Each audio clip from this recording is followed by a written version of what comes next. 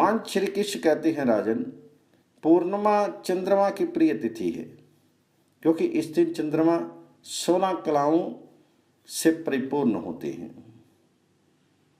इसलिए यह पूर्णमासी कही गई है।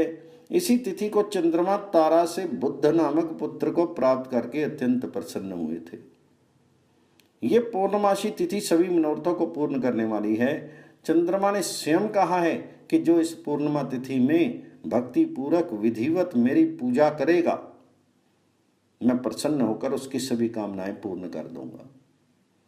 व्रती को चाहिए कि पूर्णिमा के दिन प्रातः नदी आदि में स्नान करके देवता और पितरों का तर्पण करे, तदनंतर घर आकर एक मंडल बनावे और उसमें नक्षत्रों सहित चंद्रमा को अंकित करके श्वेत गंध अक्षत श्वेत पुष्प धूप दीप घृत पका हुआ नैवेद्य और श्वेत वस्त्र आदि उपचारों से चंद्रमा का पूजन करके उनसे क्षमा प्रार्थना करे और सायंकाल इस मंत्र से चंद्रमा को अर्घ्य प्रदान करे।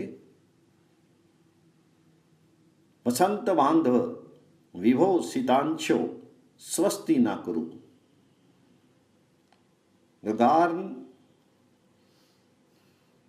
गगन अर्ण माणिक्य चंद्र दाक्षायणी थे।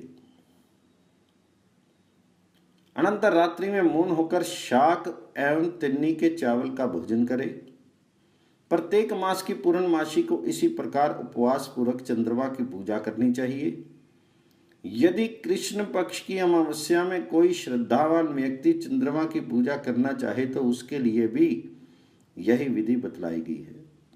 इससे सभी अभीष्ट सुख प्राप्त होते हैं। अमावस्या तिथि पितरों को अत्यंत प्रिय है।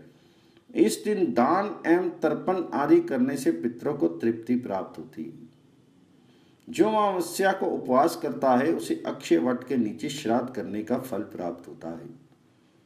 उस अक्षय वट पितरों के लिए उत्तम तीर्थ है। जो अमावस्या को अक्षय वट में पितरों के उद्देश्य से श्राद्ध आदि किया करता है, वह पुण्य आत्मा अपने 21 कुलों का उद्धार कर देता है।